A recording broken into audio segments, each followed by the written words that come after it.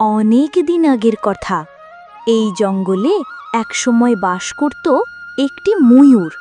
তার রঙিন পালক আর দম্ভ ছিল চোখে পড়ার মতো। প্রতিদিন সে জঙ্গলের অন্যান্য পাখিদের সামনে নিজেকে নিয়ে অনেক অহংকার করত।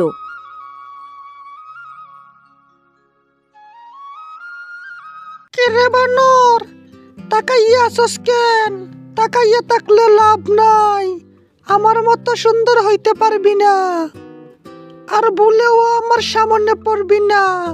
তোদের চেহারা দেখলে আমার বমি আইয়া পড়ে। নিজেকে নিয়ে এত অহংকার করো না, এত অহংকার ভালো না। এই যা যা, রাস্তা সর, তোকে জ্ঞান দিতে হবে না আমায়।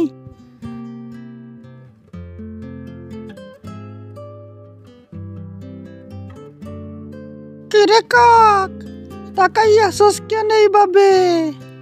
ও বুঝছি, আমার মতো সুন্দর হইতে পারস নাই, তাই লোভ লাগতাছে। লোভ তো লাগবই, তুই তো কাইলিয়া। আইরে ময়ূর, এত অহংকার তোমার! তোমার এই অহংকার একদিন মাটির সাথে মিশে যাইব।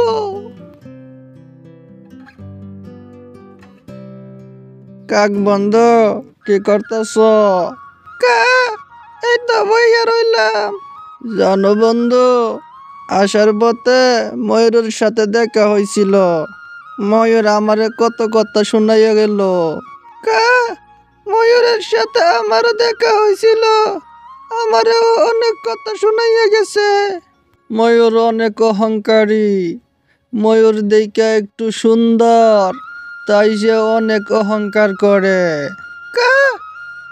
বন্ধু, কিন্তু যাই না রাইকো, এই অহংকারের লাইগা একদিন ময়ূর পস্তাইব। দিন যাচ্ছে তো ময়ূরের অহংকার বেড়েই যাচ্ছে। ময়ূর যেন নিজেকে অনেক রূপবতী মনে করে। ময়ূর যে, কোথায় যাইতাছ? কোথায় যাইতাছি সেই কৈফিয়ত কি তোমাকে দিতে হবে? আমাকে দেখলেই টল টল করে তাকিয়ে কথা বলতে ইচ্ছা হয়, তাই না? এইটা কেমন কথা কইলা? কেমন কথা কইলাম আবার? আমার দিকে এভাবে তাকাইয়া আমারে নজর লাগাইয়া দিতাছ। তোমাদের লাইগা আমার সৌন্দর্য নষ্ট হইয়া যাইতাছে। দ্বিতীয়বার আর আমার দিকে তাকাইবা না, মনে থাকে যেন। হঠাৎ একদিন জঙ্গলে অনেক বৃষ্টি হয়। সব পাখিরা উড়ে নিজের বাসায় চলে যায়, কিন্তু ময়ূর তার বড় ডানা বৃষ্টিতে ভিজে যাওয়ার কারণে উড়তে পারছিল না। তখনই সেখানে আসে এক শিয়াল। বৃষ্টি হইল তো আমার ভাগ্য লাগে গেল। বৃষ্টিতে ভিজার কারণে ময়ূর আর যেতে পারছে না। মজা করে খাওয়া যাবে। এইটা তো দেখা যায় ময়ূর বৃষ্টিতে ভিজার কারণে আর যেতে পারছে না। ময়ূরকে আমার সাহায্য করতে হবে। তোমরা কে কোথায় আছো, চলো আসো। দেখ, এই কাকের লাগে শিকারটা হাতছাড়া হইয়া গেল।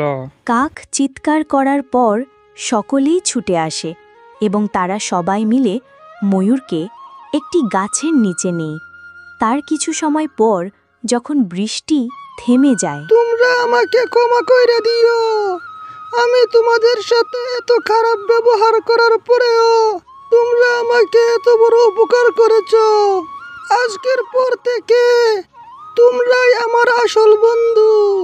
আমরা সবাই একসাথে চলবো, একসাথে থাকবো, আমাদের মাঝে কোনো অহংকার থাকবে না। ময়ূর নিজের ভুল বুঝতে পেরে সবার কাছে ক্ষমা চায়। তারপর তাদের মাঝে কোনো অহংকার থাকে না।